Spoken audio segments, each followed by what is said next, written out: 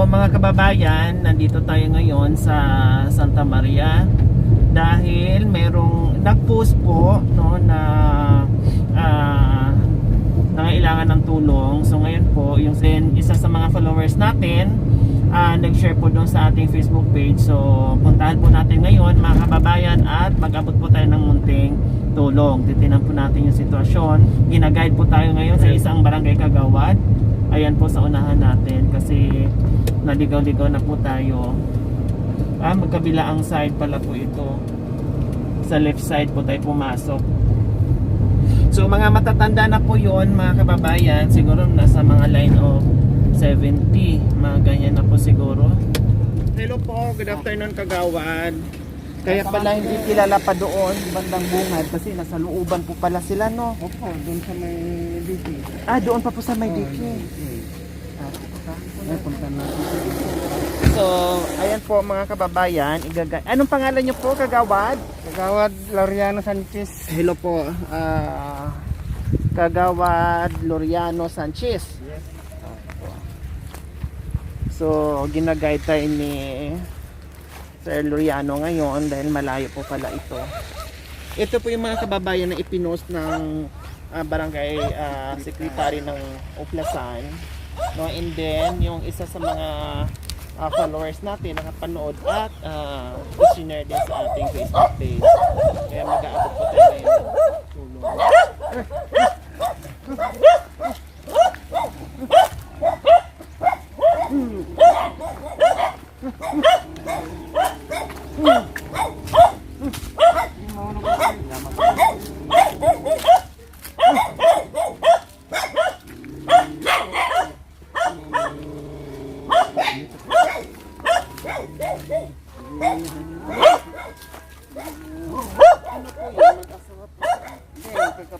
Ay, magkakapatid. Tatlo sila.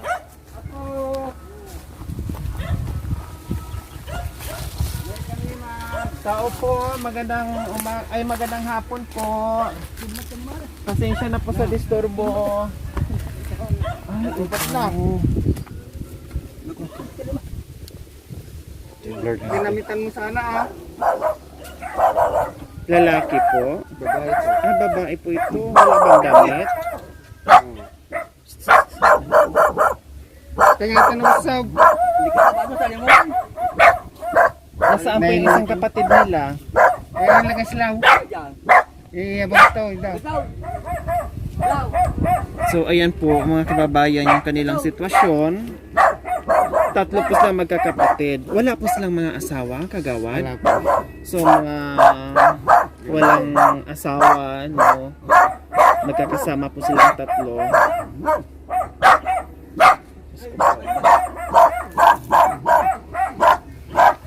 Kaya ba?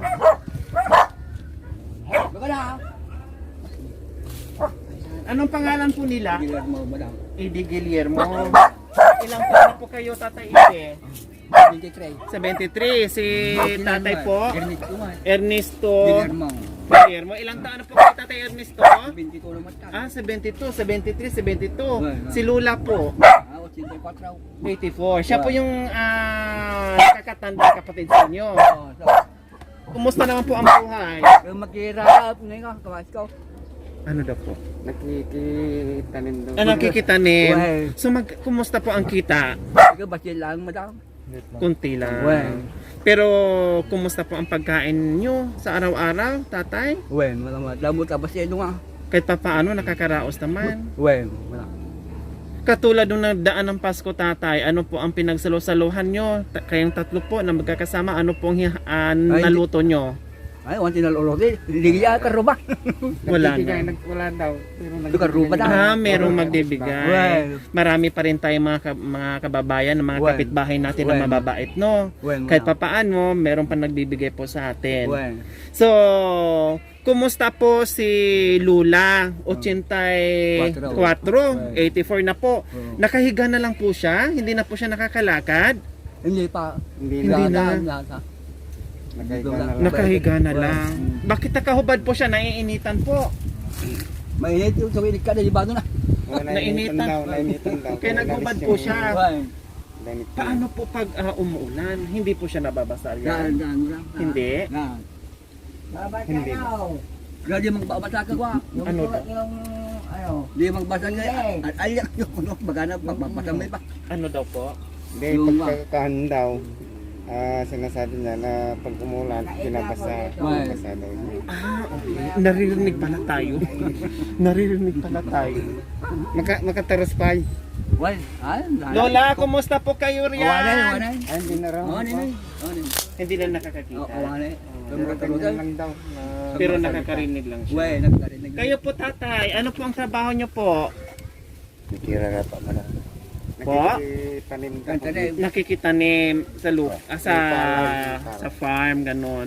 So yan lang po yung trabaho yung dalawa. Wala na. Nagtutulungan na lang po kayo. Hindi wala namdaman sakit ko. Pero ngayon, may sakit na siya, hindi na siya, siya na lang. Siya na lang nagtatrabaho. So ngayon may sakit na kayo. Napapansin ko po parang hinihingal po kayo tatay. Yun po yung sakit nyo, asthma. Wala. Pero nagagamot naman po kayo. Wala. Nakakahingi po kayo sa barangay nyo po dito. Wala. Okay.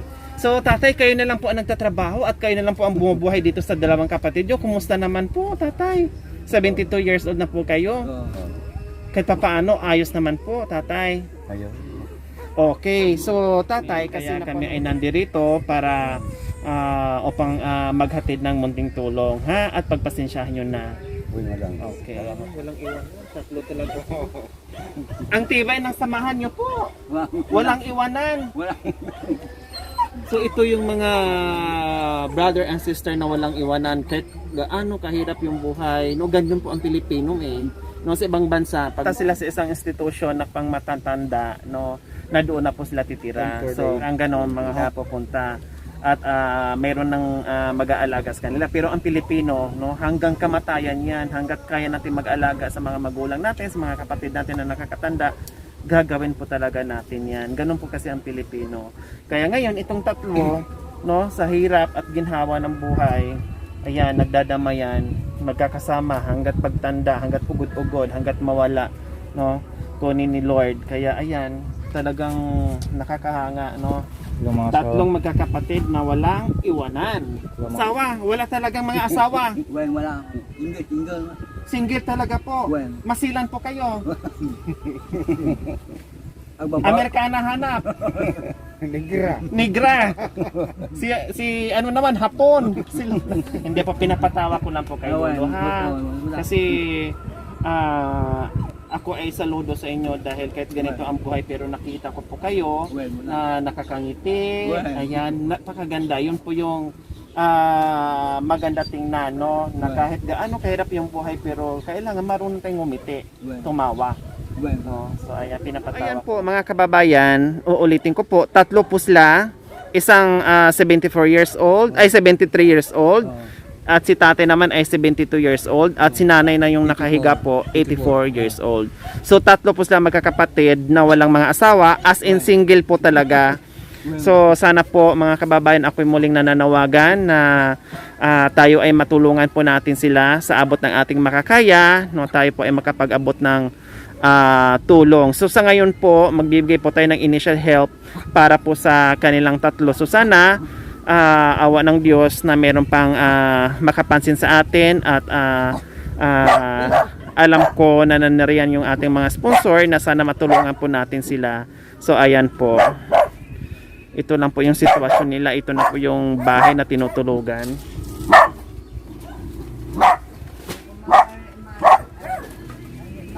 Pasensya na po sa ingay namin, Lula, ha. Ang ingay po namin. Hindi na siya nakakarinig. Ay, hindi na nakakarinig. Pero nagsasalita lang ng ganyan. Okay. Nagsasalita lang po siya ng ganyan. So si Lola, so ayan po, Lolo, no, sa ating mga Lolo, meron na tayo ditong isang sakong bigas, no, and then meron na tayong mga grocery dito, ha, may mga candles na tayo dyan, yung ating mga dilata at ating mga noodles.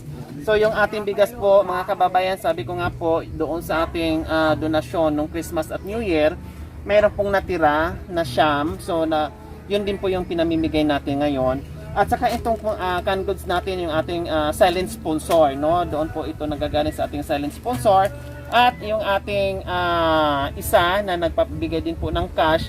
So, isa po sila sa mapalad at mabigyan natin ng tulong ngayon dahil siningit ko po talaga itong mga kababayan yung post doon sa nakita namin sa aming Facebook page dahil nakita namin yung sitwasyon na talagang kailangan na po talaga yung tulong. So agad-agad din namin itong pinuntahan, no, at ay nalam namin yung sitwasyon. So talagang kaawa-awa talaga yung sitwasyon nila mga kababayan. Kaya muli akong nananawagan sa ating mga kababayan, no, sa ating mga sponsor na sana kahit sa maliit na paraan matulungan natin sila dahil yung maliit na yon kung pag-iipunin natin yon kung tayo ay nagtutulungan bayanihan, malaking bagay na po yon sa kanila. Kaya maraming salamat po sa inyong lahat.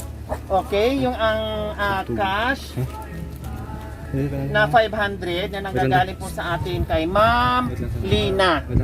Ayan po. Makabili kayo ng isda or malamang gulay, meron na dito, marami na pong gulay. So bibili po kayo ng isda para maraming salamat po sa ating sponsor. Nawa ay pagpalain kayo ng Panginoong Diyos araw-araw. Upang sa ganon, marami pa tayong mga kababayan natin na matulungan na tulad nila na talagang lubos nangangailangan. Maraming salamat po sa inyo. So, ngayon po, ang gagawin natin, so ito po yung initial help natin. So, huwag tayong mawala ng pag-asa. Sa abot ng aking makakaya, ako ay babalik pa rin po dito. No? Titinan po natin yung sitwasyon. Alam kong hindi tayo pababayaan sa ating mga sponsor. No? Lalo na pag nakita itong mga yung kanilang sitwasyon. So, ang importante, nabigyan natin ng cash ngayon, grocery, at bigas. Ito po yung pangunahing pangangailangan sa araw-araw, is yung bigas. Hi Lula! Magandang hapon! Kumusta po kayo riyan? Wala na wala nang yung mamatay na ako. Ay hindi po. Yung tubig ilalagay sa ng katawan ko. Malakas-lakas ng tubig.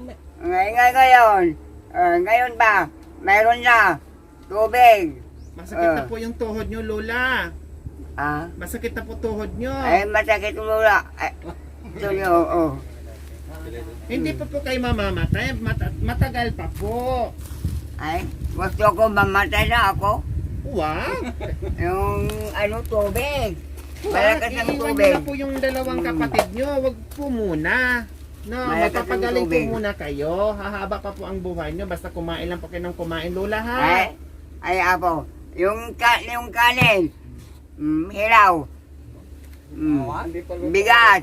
Bigas lang nga ka. Ay, apo. Mo pa na may kulay.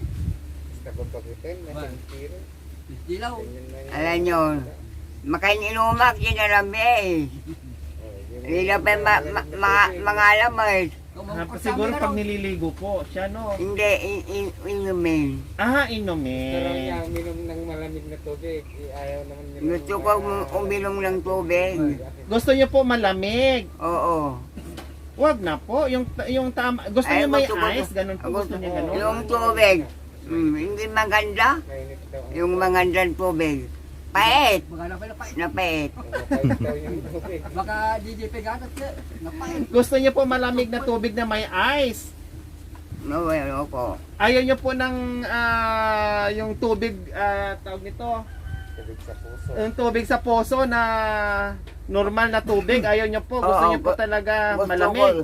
Gusto ko yun. Maganda.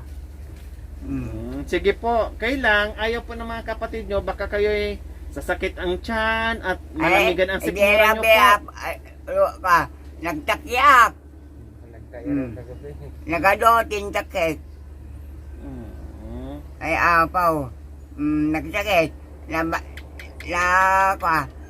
Araw-araw nga tubig na sa katawan ko.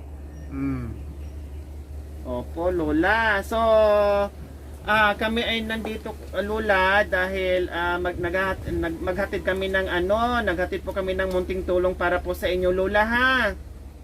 Ay, Ula, awan mo itinda ka niya nga sila ka ulula. Karabili kardina. Ito po, meron po. Ito po, bit-bit po namin. Nandito po, binigay po namin sa Ay, mga ilagay nyo kapatid niyo dito, po. dito. Alam nyo dito. Ilagay nyo na doon, dahil hindi naman doon nila binibigyan. Alam nyo to. Alam nyo to. Yung bigas po, dito namin binigay sa kapatid niyo po para magsaing Oo, at yun. magbibigay na lang po ng luto sa inyo. Yung ano, Kanin po. Yung ulam ay apaw. Ay, nagpapabili po tayo ng ulam, Lola ha. Anong gusto niyo pong ulamin, Lola? Kani baka nga kilawang makaka. Nangina yan, nangina. Karning baka po. Nangina. Gusto ko yun. Yung kareng ay na, mali. Yung karin daw, yung tuyo. Tuyo. Mali. Ganda ta Hindi pili. na po kaya, yung may sabaw po. Hindi ka ron. May trabaho. Sige po. Dati gusto ko, yung karne, mayroon ng kwan, repolyo. Nilagang baka. Bukas. Hindi yung baka, baboy. Wala. Baka na may Dati ko, taba-taba na. Kano mataya kon? taba. Mm. Taba-taba. Yung may mataba daw po, tatay. Ibili nyo na po na may sabaw bukas, tatay ha. Pagluto nyo po si Lola. Kasi Ay yung na po. kanyang Mm. gusto. So, ayan po, Lola ha. Dito na Ay, po kami. alam nyo dito. Alam nyo Dito to. na. Wala ka ron. Ito. Dito. Alam nyo. Uy, alam nyo to. Baka madaganan po kayo. Hindi o. Dito. Ay, lagay ka dito. Si Lola, Mm. gusto niya po yung ating bigas, ilagay po natin sa tabi niya. Baka Oo. mamaya madaganan si Lola. Alam ko yun, wala. Mabigat po ito. Wala. No, so, ayan. Paida. Sa tabi daw po ilagay. Dito lang. dito. lang. So ayan po mga kababayan, maraming salamat po muli sa inyo. Huwag niyo pong kalimutan mga kababayan, paki-subscribe niyo po yung aking YouTube channel, Lori Aquino Talita. Maraming salamat po. God bless us all. Bye-bye. So ayan, maraming salamat po kagawad. No? Dahil kami ay nagkandaligaw-ligaw na, yun pala, nasasulok na po pala ito. Malayo sa Kaya maraming salamat po sa pag-guide niyo po sa amin. Walang problema. Bye-bye po Lola! Kami pa, Inang! Bye-bye po! Bye, Lola. Tinawag na kung bye-bye Lolo Lola. Aray ko. Si Lola.